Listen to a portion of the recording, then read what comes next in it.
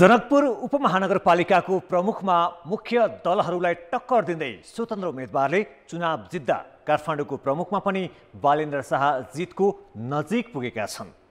कान्तिपुर समाचारमा आज बलात्कारको मुद्दामा हदम्यादमाथि पुनरावलोकन गर्न संसदीय समितिको निर्देशन र कानुन मन्त्रालयले अध्ययन समिति बनाएको छ। मुलुकको अर्थतन्त्र धर्मराएको बेला महँगीको मार अनि भोलि सदनमा पेश हुन लागेको नीति तथा कार्यक्रमका प्राथमिकता, अन्तर्राष्ट्रियमा धनी झन धनाढ्य तथा गरिब बढ्दै गएको तथ्याङ्क र मुलुकमा नेपाल क्रिकेट सङ्घको निर्णयमा एभरेस्ट प्रिमियर लिग रुष्ट भएको लगायतका समाचार हामीसँग रहेका छन्। नमस्कार, अब मुख्य समाचार। अचाकली मूल्य वृद्धिले गरिखाने वर्गमारमा पेट्रोलियम पदार्थ महँगीदा चौतर्फी असर, इन्धनको विकल्पमा विद्युत र विद्युतीय सवारीलाई प्राथमिकता दिन सरकार उदासीन। स्वदेशी उत्पादन रोजाइमै परेन, उत्पादनदेखि खपत बढाउने योजना पनि कागजमै सीमित, उद्योगी भन्छन्। आयातमुखी व्यापारलाई उद्यममा रूपान्तरण गर। जनकपुर उपमहानगरमा पनि स्वतन्त्र उम्मेदवार विजयी, अब 19 पालिकाको परिणाम आउन बाँकी। सबैभन्दा धेरै जितेको काङ्ग्रेस आगामी निर्वाचनसम्मै गठबन्धन गर्ने पक्षमा। विश्वमा धनी र गरिब बीचको खाडल झन गहिरियो, यो वर्ष थप 26 करोड भन्दा बढी मानिस गरिबीको रेखा मुनि धकेलिने। अर्बपतिहरूको सम्पत्ति भने 30% बढ्यो। र क्यानले आफ्नै T20 लिग घोषणा गरेपछि क्रिकेट फ्रेन्चाइज असन्तुष्ट, विगतदेखिका प्रतियोगितालाई स्वीकृति नदिए क्यानका सबै कार्यक्रम बहिष्कार गर्ने EPL को चेतावनी। स्थानीय तह निर्वाचनको मतगणना करिब अन्तिम चरणमा पुगेको छ। अब 20 पालिकाको मात्र परिणाम आउन बाँकी छ। 733वटा पालिकाको परिणाम सार्वजनिक हुँदा नेपाली काङ्ग्रेस 321 स्थानमा विजय भएर पहिलो स्थानमा छ। नेकपा एमाले 200 स्थानमा जितेको छ भने माओवादी केन्द्र 120 स्थानमा विजय भएको छ। जनता समाजवादी पार्टीले 29, नेकपा एकीकृत समाजवादीले 18 र लोकतान्त्रिक समाजवादी पार्टीले 15 पालिकामा जित हासिल गरेका छन्। राप्रपा, जनमत पार्टी, राष्ट्रिय जनमोर्चा र नेमकिपा सहित अन्य साना दल तथा स्वतन्त्र गरी 29 जना निर्वाचित भएका छन्। पछिल्लो मतपरिणाम अनुसार जनकपुर उपमहानगरपालिकाको प्रमुखमा स्वतन्त्र उम्मेदवार मनोज कुमार शाह सुरी 13,465 मत प्राप्त गरी विजय भएका छन्। यस्तै रौतहटको देहावी गुनाही नगरपालिकाको प्रमुखमा नेकपा एमालेका प्रेमलाल शाह कानु 4,292 मत ल्याएर विजय भएका छन्। उनका निकटतम प्रतिद्वन्दी जनता समाजवादी पार्टीका मधुलियका रानी पटेलले 3,397 मत प्राप्त गरिन्। जारी मतगणनामा नेपाली काङ्ग्रेस 5 पालिकामा अगाडि छ भने एमाले 5 पालिकामा अग्रता लिएको छ। त्यसैगरी माओवादी केन्द्र 2, जनता समाजवादी पार्टी 3 र नेकपा एकीकृत समाजवादीले 1 तथा लोसपाले 1 पालिकामा अग्रता लिएका छन्। यसैबीच काठमाडौँ महानगरपालिकामा पनि मतगणना जारी छ। यस विषयमा थप जानकारी दिन काठमाडौँ सभागृहबाट सहकर्मी पर्वतराज घिमिरे हाम्रो प्रत्यक्ष सम्पर्कमा छन्। पर्वतजी, काठमाडौँ महानगरपालिकाको पछिल्लो मत परिणाम के छ?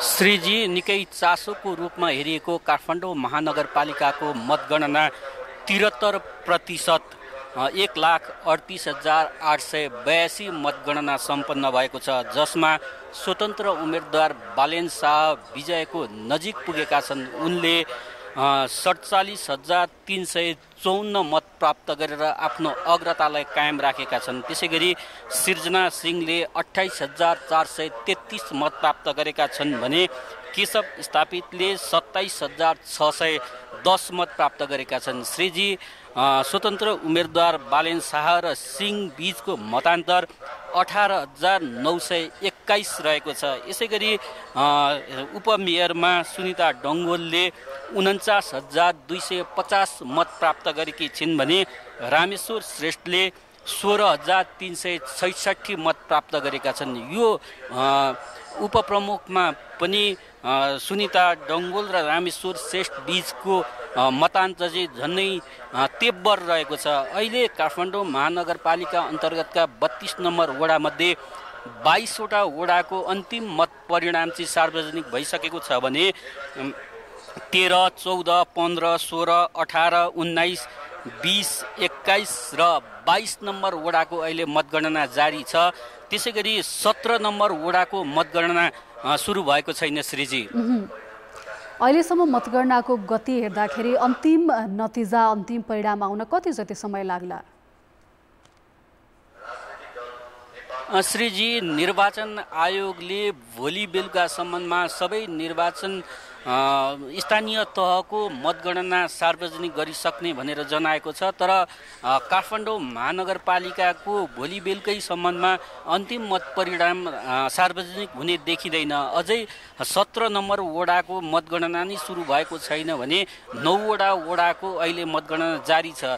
त्यसकारण पनि काठमाडौँ महानगरपालिकाको अन्तिम मत परिणाम आउनलाई अझै कम्तीमा पनि 2 दिन पर्खनुपर्नेछ श्रीजी। हस्, धन्यवाद। उहाँ हुनुहुन्थ्यो काठमाडौँ सभागृहबाट काठमाडौँ महानगरपालिकाको पछिल्लो मत परिणामबारे जानकारी गराउँदै सहकर्मी पर्वतराज घिमिरे। काठमाडौँ महानगरपालिकामा अहिलेसम्म 73% अर्थात् 1,38,882 मतगणना भएको छ, जस अनुसार स्वतन्त्रका बालेन्द्र शाहले 47,354 मतसहित अग्रता लिइरहेका छन् भने उनलाई पछ्याइरहेका छन् नेपाली काङ्ग्रेसकी सृजना सिंहले 28,433 मतसहित भने तेस्रो स्थानमा रहेका छन् नेकपा एमालेका केशव स्थापित, जसले 27,610 मत ल्याएका छन्।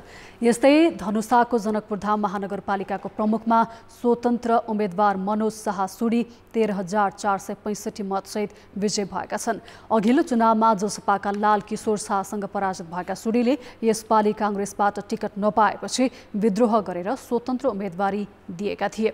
उनका निकटतम प्रतिद्वन्दी नेकपा एमालेका शिवशंकर शाहले 9,532 मत ल्याए। सत्तारूढ गठबन्धनका तर्फबाट प्रतिस्पर्धामा उत्रिएका जनता समाजवादी पार्टी जसपाका उम्मेद्वार तथा निवर्तमान प्रमुख लाल किशोर शाह भने जम्मा 5,194 मतसहित चौथो स्थानमा रहे। उपप्रमुखमा काङ्ग्रेसबाटै किशोरी 15,525 मतसहित विजय हुँदा मुख्य प्रतिस्पर्धी एमालेकी रुणा देवी झाले 10,885 मत पाइन्। प्रमुखमा निर्वाचित भएपछि सुडीले आफूलाई काङ्ग्रेसले नै जिताएको बताए। 25वटा वडा रहेको जनकपुर धाममा नेपाली काङ्ग्रेस 11, नेकपा एमाले 7, लोकतान्त्रिक समाजवादी पार्टी 2, जनता समाजवादी पार्टी, तमलोपा र माओवादी 1-1 वडामा विजय भएका छन्। त्यस्तै 2 वडाका अध्यक्षमा स्वतन्त्र उम्मेद्वार विजय भएका छन्। काङ्ग्रेसले आफ्नो गढ मान्दै आएको जनकपुर धाममा प्रजातन्त्रपछि काङ्ग्रेसका विद्रोही उम्मेद्वारले मात्रै जित्दै आएको इतिहास छ। 2074मा भने जसपाको हातमा पुगेको थियो जनकपुरको नेतृत्व। स्थानीय तह निर्वाचनमा सबैभन्दा धेरै पालिका जितेर पहिलो दल बनेको नेपाली काङ्ग्रेसले आगामी निर्वाचनमा पनि गठबन्धन गरेरै जाने बताएको छ। केही स्थानीय तहको अन्तिम परिणाम आउन बाँकी छँदै पार्टी कार्यालय सानेपामा आज पत्रकार सम्मेलन गरेको काङ्ग्रेसले मत परिणामलाई सन्तोषजनक भनेको छ। गठबन्धनले एकअर्का दललाई फाइदा पुगेको ठहर गर्दै काङ्ग्रेसले यो निर्वाचनले अबको प्रदेश र प्रतिनिधि सभा निर्वाचनमा पनि मिलेर जाने आधार तय गरेको बताएको छ। हामी यसमा सन्तोष छौँ भन्ने लागेको छ। यसले चाहिँ समग्रमा आउने दिनमा राष्ट्रिय निर्वाचनमा, प्रदेशको निर्वाचनमा यो गठबन्धनलाई अगाडि बढाउने एउटा मजबुत आधार पनि यो स्थानीय तहको निर्वाचनको परिणामले स्पष्ट गरेको छ। संसदको महिला बालबालिका ज्येष्ठ नागरिक तथा सामाजिक समितिले जबरजस्ती करणी सम्बन्धी मुद्दामा प्रचलित हदम्यादको प्रावधानलाई पुनरावलोकन गर्न सरकारलाई निर्देशन दिएको छ। सिंहदरबारमा आज बसेको समितिको बैठकले सम्बन्धित मन्त्रालयका मन्त्री र सचिवहरूलाई बोलाएर हदम्याद राख्न नहुने भन्दै पुनरावलोकनका लागि संसदमा विधेयक पेश गर्न सरकारलाई निर्देशन दिएको सभापति निरुदेवी पालले बताइन्।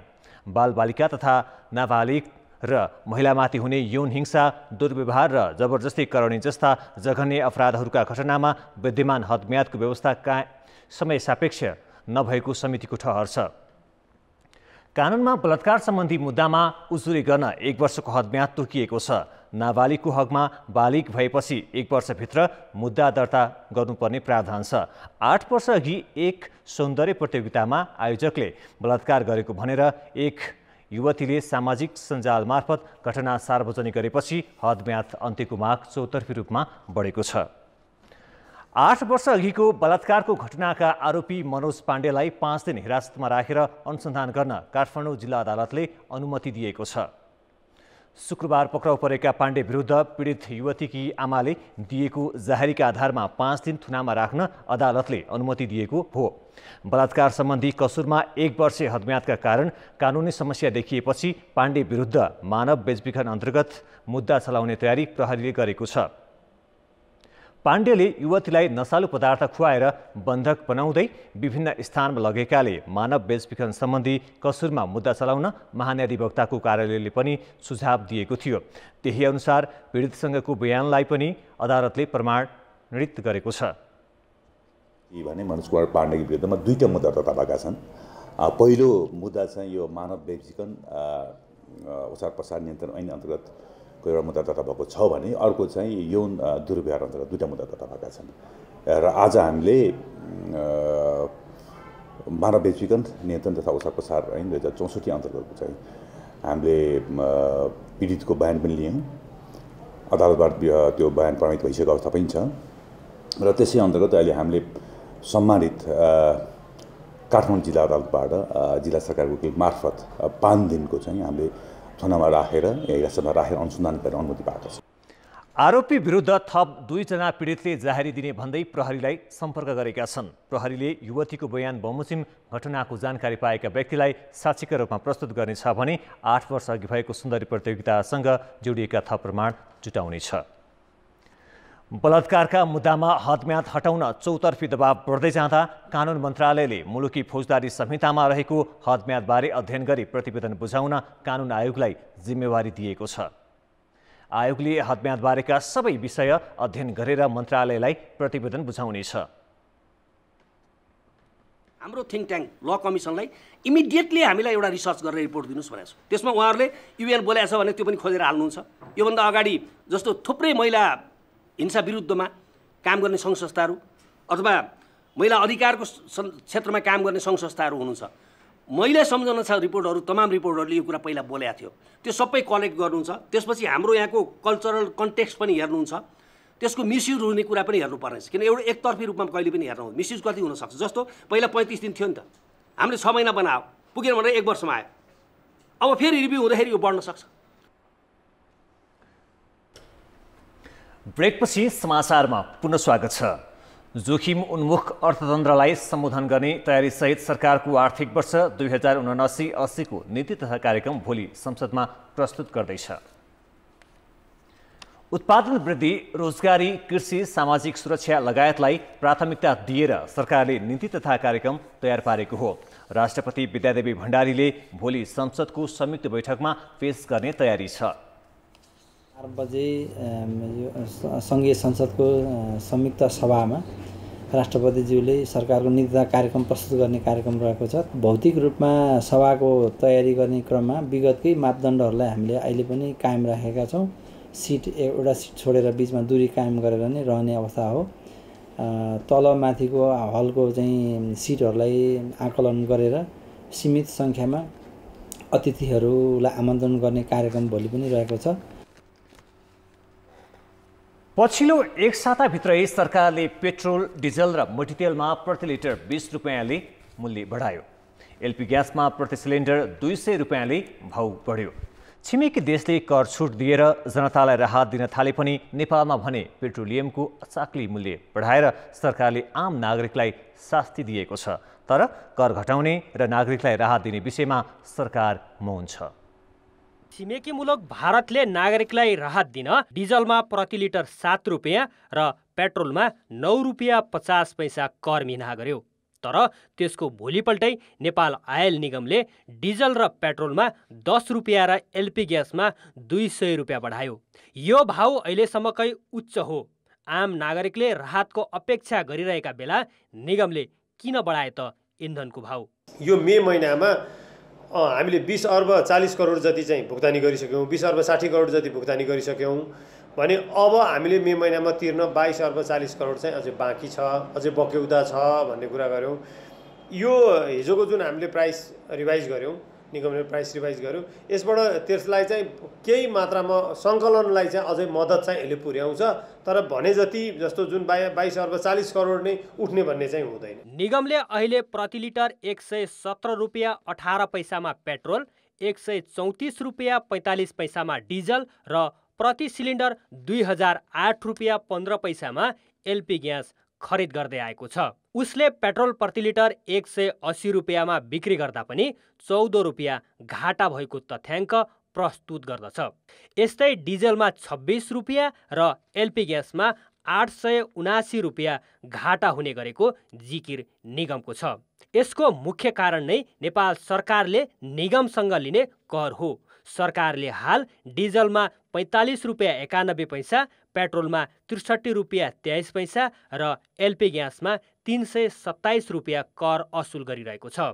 सरकारले कर घटाएर उपभोक्तालाई राहत दिनुपर्ने बेला ठिक विपरीत मूल्य बढाउँदै लगेको छ। भारतीय सरकारले आफ्नो नागरिकलाई जुन किसिमले मूल्य बढेकोमा चिन्ता हुँदै मूल्य घटाउने काम गरेको छ।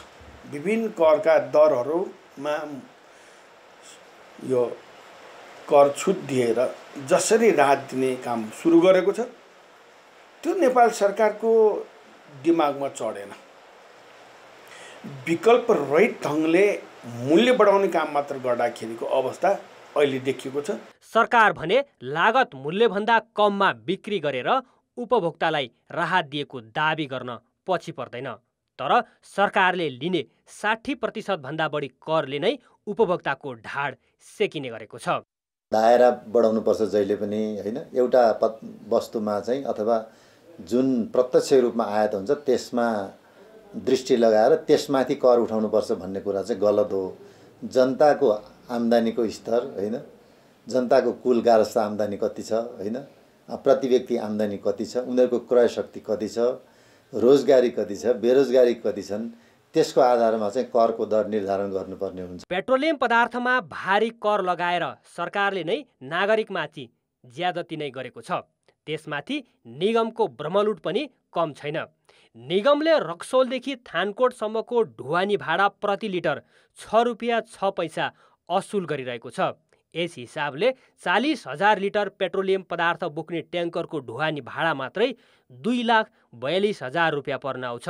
यसका अलावा निगमले प्रशासनिक खर्च 60 पैसा, बिमा 7 पैसा, प्राविधिक नोक्सानी 1 रुपियाँ 38 पैसा र विक्रेताको नाफा 12 रुपियाँ 12 पैसा पनि उपभोक्ताको काँधमा नै आउने गरेको छ। कान्तिपुर समाचारका लागि क्यामेरामा सुरज खड्काका साथ भरत राउल, काठमाडौँ। पेट्रोलियम पदार्थमा भएको मूल्य वृद्धिको असर आम मानिसको भान्सासम्म परेको छ। ढुवानी खर्च बढ्दा दैनिक उपभोग्य वस्तुदेखि सेवासम्म महँगो भएको छ, जसको प्रत्यक्ष मारमा सर्वसाधारण परेका छन्।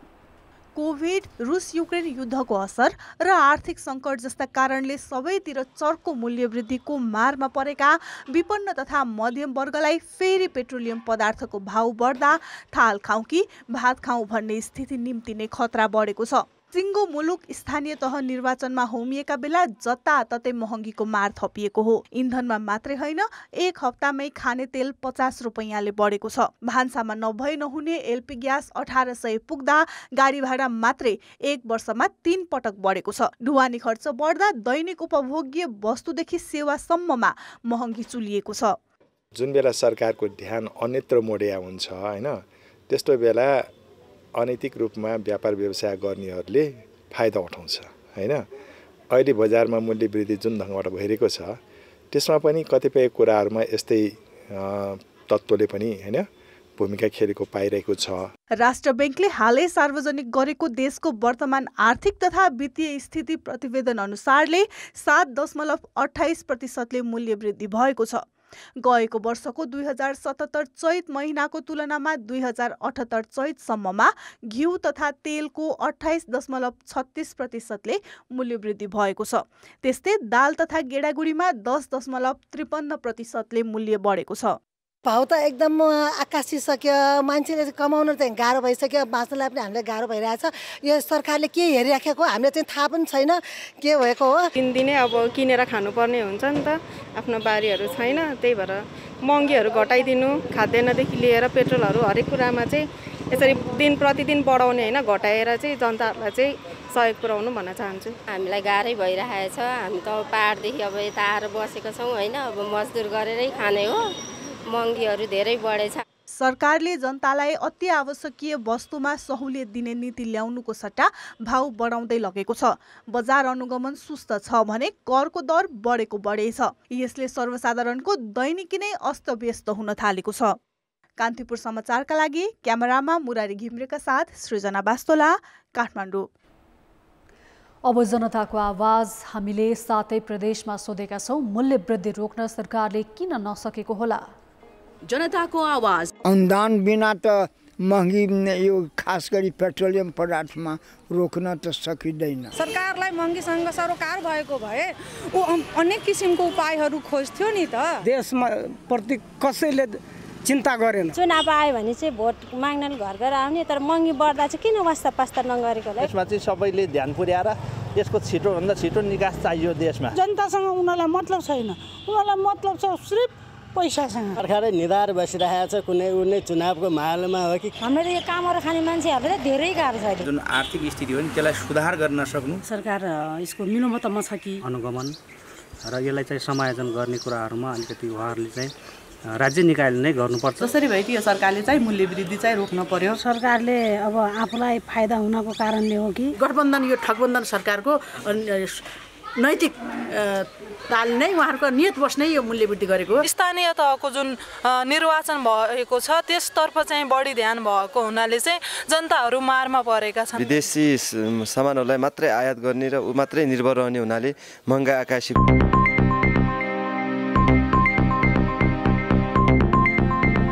अर्थ र विकास।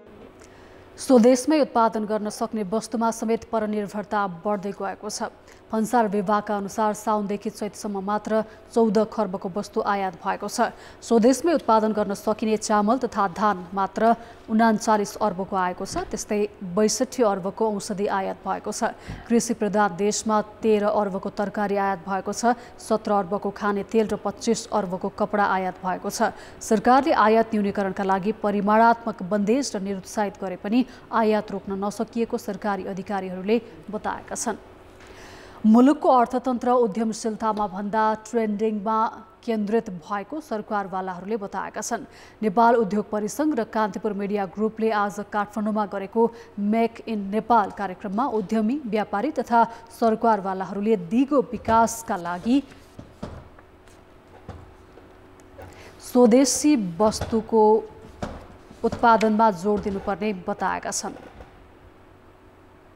घरबाट निस्किने बेलामा मेक इन नेपाल भनेको छ भनेपछि मेक इन नेपाल र नेपालकै उत्पादन भनेपछि नेपालमै बनेको चिजहरू लगाएर आज यो कार्यक्रममा जान पर्यो भनेर सोचेँ क्या मैले।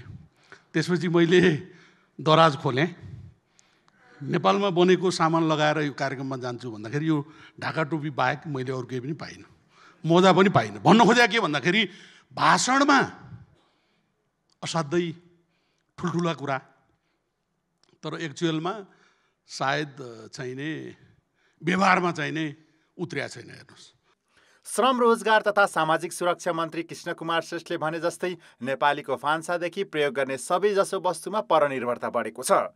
यसले परनिर्भरता मात्र बढेको छैन, व्यापार घाटा समेत थेग्नै नसक्ने अवस्थामा पुगेको छ। कार्यक्रमका सहभागीहरूको एउटै सुझाव थियो, निजी क्षेत्रलाई हेर्ने सरकारी नजर परिवर्तन गर्नुपर्छ, यो सँगै उद्यमशीलता पनि बढाउनुपर्छ। हाम्रा छिमेकी देशहरूले पछिल्ला 3 दशकमा औद्योगिक क्षेत्रमा जुन उपलब्धि हासिल गरेको छ हामीले त्यो अनुभूति गर्न सकेका छैनौँ। अर्थात् औद्योगिक क्रान्ति हाम्रो अपेक्षा अझै अधुरो रहिरहेको छ। औद्योगिकीकरणले दिने वरदान पुँजीको स्थापना, रोजगारीको सिर्जना, आयात प्रतिस्थापन र दिगो विकासबाट हामी वञ्चित नै भएका छौँ। निजी क्षेत्र भनेकोलाई हेर्ने आँखा हामीले फेर्नु पर्ने आवश्यकता देखेको छु। निजी क्षेत्र भनेको यो मुनाफा कमाउने, यो चाहिँ अलिकता अप्ठ्यारो शब्दमा बोल्दाखेरि होइन। सरकारसँग निजी क्षेत्र पनि सँगसँगै अगाडि बढेपछि बल्ल मुलुकले विकास गर्ने हो र हामी सबैले आगामी दिनको यात्रा तय गर्ने हो। करिब वार्षिक बजेट बराबरकै व्यापार घाटा हुन थालेपछि राज्य सञ्चालक समेत स्वदेशमा उद्यमशीलता बढाउनु पर्ने पक्षमा छन्। सरकारले आगामी आर्थिक वर्षको नीति तथा कार्यक्रम र बजेटमा स्वदेशी वस्तुको उत्पादन र खपत बढाउने गरी 10 वर्षे रणनीति ल्याउन लागेको छ। एक दशकको एउटा टार्गेटेड प्रोग्राममा जानुपर्छ, टार्गेटेड अभियानमा लाग्नुपर्छ, अनि 10 वर्षमा हेर्न सक्छौँ। आज 0 वर्षदेखि सुरु गरेर 10 वर्षको एउटा अभियान चलाउँ र त्यो अभियानको अन्तर्गत आफ्नो उत्पादन वृद्धि गर्ने र उत्पादनलाई उपभोग गर्ने र निर्यातका निमित्त पनि तयार गर्ने, त्यो गुणस्तर सहितको तयार गर्ने एउटा प्रोजेक्ट, एउटा अभियान हामीले चलाउनुपर्छ। मन्त्रालय त्यसमा लागिरहेको छ। उत्पादन बढाउन विदेशी लगानीको अवसर सत्रमा गभर्नर महाप्रसाद अधिकारीले नेपाल जस्तो देशमा बाह्य लगानीको आवश्यकता उल्याए। दूरसञ्चार क्षेत्रमा त्यसको असर, त्यस्तै हङ्सी सिमेन्ट आइराख्दाखेरि त्यसले सिमेन्टमा कति फरक पार्यो यहाँहरूले हेर्नुभयो भने हिजोसम्म क्वालिटी थाहा थिएन, ग्रेडै थाहा थिएन हामीलाई कस्तो चलाइरहेको थियो सिमेन्ट हैन। आज प्राइस अहिले मैले सुनिरहेको छु 200, योभन्दा 200 बेसी पर्थ्यो होला सपोज त्यो नआइदिएको भए। कार्यक्रमका विभिन्न सत्रका सहभागी वक्ताले छिमेकी देशले औद्योगिक उत्पादनमा फड्को मारे पनि नेपाल झन पछि परेकोमा चिन्ता व्यक्त गरे। उनीहरूले उद्योग खोल्न चाहनेलाई राज्यले विशेष सहुलियत दिन सुझाए। कार्यक्रमका सहभागीको एउटै मत थियो, स्वदेशमै उत्पादन बढाउँ। कान्तिपुर समाचारका लागि बिजनेस ब्युरोको रिपोर्ट। अब जनमतको अन्तिम परिणाम। जनमतमा हिजो हाम्रो प्रश्न थियो, शिक्षक पद पूर्तिका लागि शिक्षक सेवा आयोगले लिएको परीक्षामा कम परीक्षार्थी उत्तीर्ण हुनुलाई के भन्नुहुन्छ?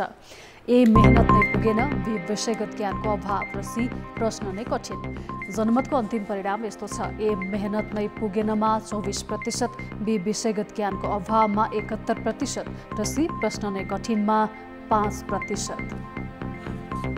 अब आजको प्रश्न, जनमत वस्तु उत्पादनलाई प्राथमिकता दिन के गर्नु पर्ला? ए नीतिगत सुधार, बी उद्योग मैत्री वातावरण र सी उपभोग गर्ने बानी। जनमतको अन्तिम परिणाम भोलि साँझ 8 बजेको कान्तिपुर समाचारमा प्रसारण गर्नेछौँ। कृपया NEWS news space A B वा C टाइप गरी 34001 मा SMS गरी आफ्नो मत व्यक्त गर्नुहोला। कान्तिपुर खेलकुद समाचारमा स्वागत छ। एभरेस्ट प्रिमियर लिगका आयोजकले प्रतियोगिता आयोजनाका लागि स्वीकृति नपाए नेपाल क्रिकेट सङ्घ क्यानका सबै कार्यक्रम बहिष्कार गर्ने चेतावनी दिएका छन्। EPL आयोजक र फ्रेन्चाइज 6 टिमका मालिकले आज काठमाडौँमा कार्यक्रम आयोजना गर्दै क्यानको पछिल्लो निर्णयप्रति असन्तुष्टि जनाएका हुन्। केही दिन अघि क्यानले आफ्नै फ्रेन्चाइज नेपाल T20 लिग गर्ने घोषणा गरेको थियो। क्यानले आफ्नो प्रतियोगिता मात्र आधिकारिक भएको प्रश्न पारेपछि सञ्चालनमा रहेका एभरेस्ट प्रिमियर लिग सहित 2 लिगको भविष्य अन्योलमा परेको हो।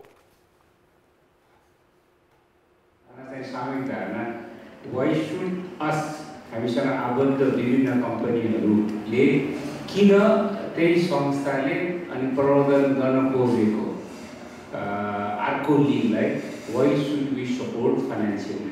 So there will be no sponsors for this league from any of the companies that are associated with the 6 of us out here. अन्तर्राष्ट्रिय क्रिकेट परिषद ICC ले कुनै पनि देशमा एउटा मात्र लिगलाई आधिकारिकता दिने क्यानले बताएको छ। क्यानले आफूहरूसँग छलफल नै नगरी एकलौटी निर्णय गरेको EPL आयोजकले आरोप लगाएका छन्। यो लिगलाई प्रमोट गर्छौँ र केही दिन अगाडिसम्म पनि हाम्रो क्लियर कुराकानी थियो कि तपाईँहरू आफ्नो डेट्सहरू डिक्लेयर गर्नुहोस् र हामी तपाईँहरूलाई सपोर्ट गर्छौँ। यो कलममा सडनली कुरा आउँदाखेरि मात्रै हामी सल्भ भएको, त्यस्तो पहिला जस्तो कि कमिटमेन्ट या त्यस्तो कुनै न्युजहरू हामी कहाँ थिएन। नेपाल T20 एउटा फर्मल प्रोसेसले आयो भने क्यानले त्यसलाई राम्रो तरिकाले निर्धारित लन्च गर्यो, लिगल तरिकाले फर्मल प्रोसेसले, एन्ड EPL पनि हुन्छ भन्ने हामीले कुनै पनि त्यसमा आएको छैन। And it will be good for Nepali sports actually, right? Good competition on the field, off the field. अहिलेसम्म EPL को 4 संस्करण आयोजना भइसकेको छ। EPL मा विभिन्न 6 शहरका 6 फ्रेन्चाइज टिम सहभागी हुँदै आएका छन्। 5औं संस्करणको EPL आगामी असोजमा हुने तालिका रहेको छ। अखिल नेपाल फुटबल संघ एन्फा का अध्यक्ष कर्मासिंह शेर्पाले आगामी कार्यकालका लागि पुनः उम्मेदवारी घोषणा गरेका छन्। कर्मा छिरिङले आज काठमाडौँमा एक कार्यक्रम गरेर एन्फा निर्वाचनका लागि आफ्नो प्यानल घोषणा गरे। उनको प्यानलको वरिष्ठ उपाध्यक्षमा शिक्षित पराजुली, उपाध्यक्षमा रत्नकुमार श्रेष्ठ, उपेन्द्रमान सिंह र दीर्घबहादुर कैसी रहेका छन्। शेर्पा प्यानलमा A division league champion Machhindra football क्लबका अनिल श्रेष्ठ, फ्रेन्च क्लबका दीपक थापा, च्यासल युथ क्लबका रमेश व्यञ्जनकार लगायतका सदस्यमा रहनेछन्। महिला सदस्य उम्मेदवारको भने टुङ्गो लागिसकेको छैन। पछिल्लो 4 वर्ष नेपाली फुटबलका लागि स्वर्णिम युग रहेको शेर्पा पक्षको दाबी रहेको छ। शेर्पाले कोभिडको समयमा पनि लिग सञ्चालन गरेको, ग्रासरुटमा लगानी, अनलाइन सेवा सुचारू गरेको, क्लब लाइसेन्सिङ, पूर्वाधार निर्माण जस्ता काम आफ्नो नेतृत्वले गरेको बताएका छन्। उनले आफ्नो गुणगान सुनाउन नै 53 मिनेट समय खर्चिएका थिए। एन्फा केन्द्रीय कार्य समितिले मात्र बनाउँदैन। अब बनाउने कार्यक्रम निर्वाचन भइसकेपछि हामी 1 महिना 2 महिना लगाएर स्टेक होल्डरहरूसँग A division, B division, C division र जिल्लाहरूसँग बसेर मफसलको प्रतियोगितादेखि लिएर सबै कुराहरूको क्यालेन्डर हामीले 1-2 महिना चाहिँ तपाईँको चाहिँ कार्यशाला गोष्ठी गरेर त्यसपछि 4 वर्षसम्म चाहिँ क्यालेन्डर फिक्स गर्ने काम पनि हामी गर्छौँ। योले क्लबहरूलाई म्यानेजमेन्ट गर्न पनि सजिलो हुन्छ। खेलाडी र प्रशिक्षकको विवादमा पन्छिँदै आएका अध्यक्ष शेर्पालाई महासचिव इन्द्रमान दुलाधरले पनि साथ दिएका छन्। आफूहरूसँग 54 मत रहेको उनको दाबी छ। यसअघि वर्तमान वरिष्ठ उपाध्यक्ष पङ्कज नेमाङले प्यानलसहित उम्मेदवारी घोषणा गरिसकेका छन्। एन्फाको 21औं चुनावी साधारण सभा आगामी असार 6 गते हुँदैछ। कान्तिपुर खेलकुद समाचारलाई यति नै। अब मौसम सम्बन्धी जानकारी।